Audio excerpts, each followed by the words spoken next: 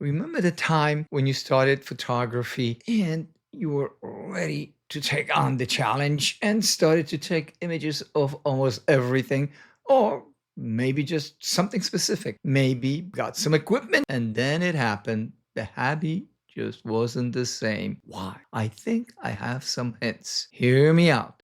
My name is Anthony Lawrence, and I've been a photographer for over 30 years. For a number of years, I was a certified professional photographer. I taught photography at a local college, and in 2010, I wrote a book on photography. And although technology has progressed, the basics are still the same. With all this experience, I am confident that even seasoned photographers will pick up a few pointers in each session. Now, let's get started. We can break this lack of interest into two categories: appreciation knowledge and motivation.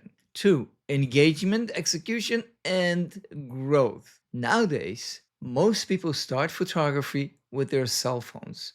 Something grabs their attention and they take a picture, see the results, and say, hey, wow, I like this.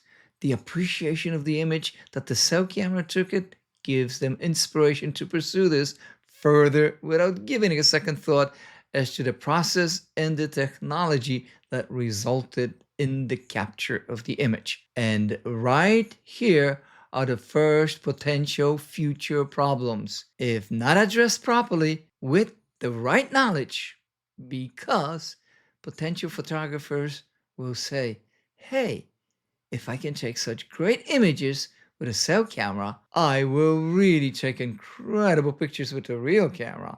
So they spend money, put the camera in A or P mode, and are surprised that the pictures are not any better than what they got from their cell camera.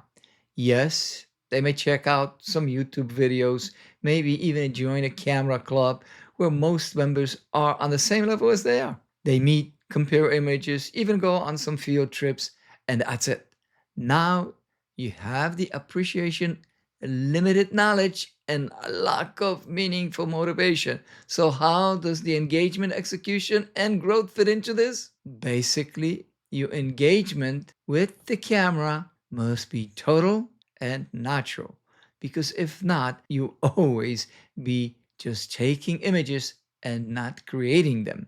And there is a big difference between the two. This camera engagement, in turn, translates into execution of better picture creation, which naturally equals growth and self fulfillment. And the circle continues. I'll leave the camera engagement for a whole separate video because it's that critical. In the meantime, I'll cover all already mentioned items. If you've been following me, you've noticed how I started this YouTube channel with people and how to take pictures of them. Why? Because we interact with them, we're surrounded by them, and therefore it's the easiest subject to appreciate. They're our family, our loved ones, and by default, it's easy to elicit their cooperation and have pleasing results, not only for yourself, but of course for the subject being photographed as well. Did you notice how all of my 15 videos thus far centered on the practical aspects of people image capture, and how knowing the concepts presented in the video will give you excellent results? Yes, even in this first level of photographic appreciation, limited knowledge, and marginal motivation, you can still have fun staying involved and doing at least one or even all of the following. Subscribe to at least one photo magazine as a start. Just Google digital photography magazines and find out which one resonate with your interests. What's great is that you can get to see what each offers online, and some offer extremely valuable information. Some are very inexpensive and offer articles targeting readers wanting to advance beyond the novice level. Join a camera club in your area and become an active participant. Don't wait for others in a club to suggest programs, but offer suggestions and be prepared to take action in program development. If there is no camera club, consider starting one. All local newspapers will gladly show your interest in such an endeavor, and offer suggestions. In addition, check with your local and regional library and ask them to help with starting a club and even agree to having meetings there. Of course, the all encompassing media platforms are excellent to help with almost anything photography related. Take advantage of that. Bottom line, you must stay active and use the skills you've learned on a regular basis.